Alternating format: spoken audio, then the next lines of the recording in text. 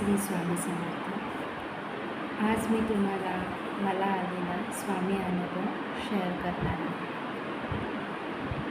माझा स्वामी अनुभव।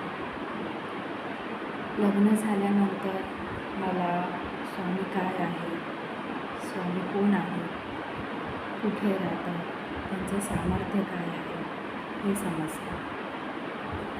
मी गरोदर असताना 2 महिन्याची गरोदर होते, तेव्हापासून मी स्वामी सेवेत रुजू झाले आणि तिथपासून मला माझ्या स्वामींनी कधीही काही कमी करू दिलेलं नाही। प्रत्येक क्षणी कुठल्या ना कुठल्या रूपात ते येऊन सदैव माझ्यासोबत राहतात।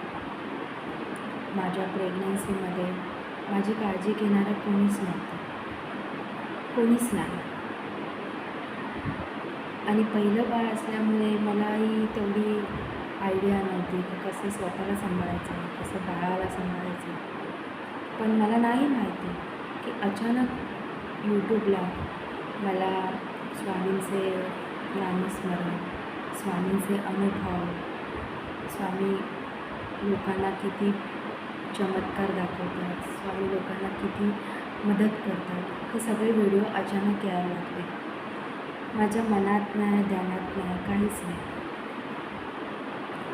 म्हटलं एकदा अशीच बसली होती आणि व्हिडिओ आले। मी म्हटलं एकदा बघू तरी काय आहे व्हिडिओमध्ये, म्हणून मी तो उघडून बघितला आणि त्यांनी यूट्यूबवर आहेत त्यांनी जे स्वामी अनुभव सांगितला तो ऐकून खरंच कुठेतरी वाटलं की आपणही स्वामीची आराधना करण्यामध्ये काय कमी आहे, आपणही चालू करूया।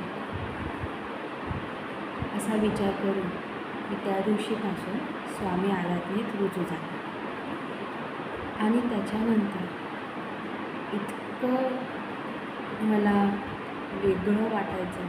स्वामींचं नाव घेतलं सतत वाटायचं, मी खूप रडायला यायचं, कधी कधी आईची खूप आठवण यायची, किंवा प्रत्येक वेळेला मी स्वामींचं नामस्मरण किंवा आपल्या स्वामींची गाणी लावून रडायचे।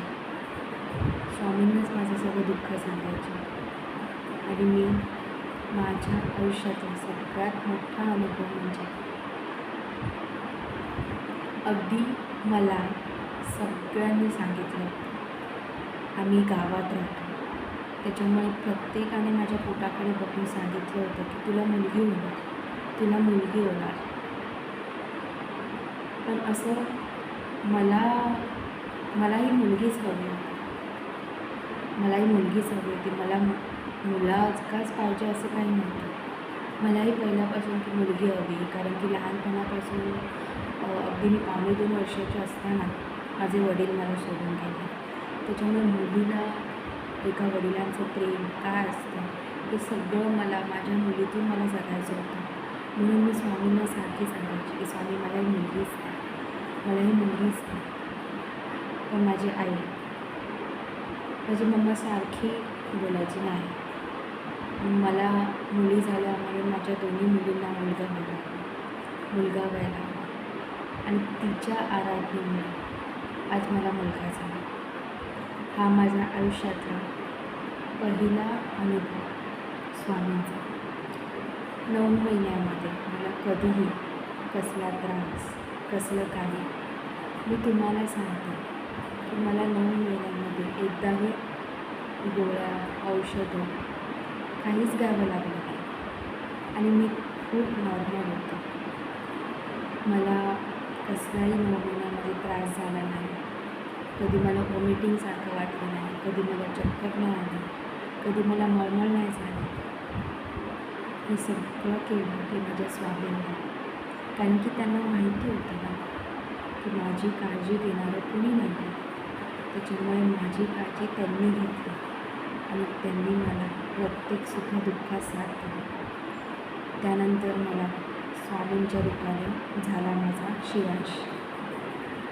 माझा शिवांश इतका गोड आहे, इतका हुशार आहे आणि मला खरंच नवल वाटतं की माझा शिवांश आता फक्त 1.5 वर्षाचा आहे आणि तरी 1.5 वर्षाचा असताना तो स्वतःचं पूर्ण नाव सांगतो.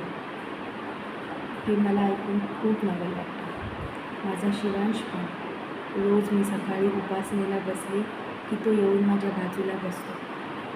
त्याचं पण त्याच्या स्वामी आजोबांकडे खूप सारं असतं आणि माझे स्वामी त्याचंही ऐकून घेतात.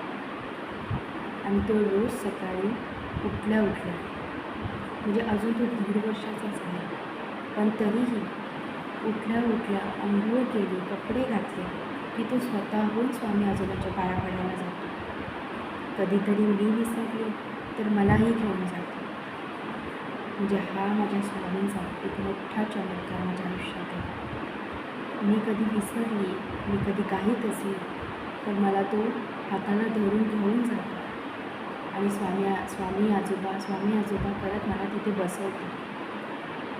खरंच हा मोठा चमत्कार माझ्या आयुष्यातला माझ्या स्वामी आजोबांनी, माझ्या स्वामींनी माझ्यासाठी केलं आणि त्याबद्दल मी माझ्या स्वामींचा लाखो धन्यवाद करते. श्री स्वामी समर्थ. जय जय स्वामी समर्थ.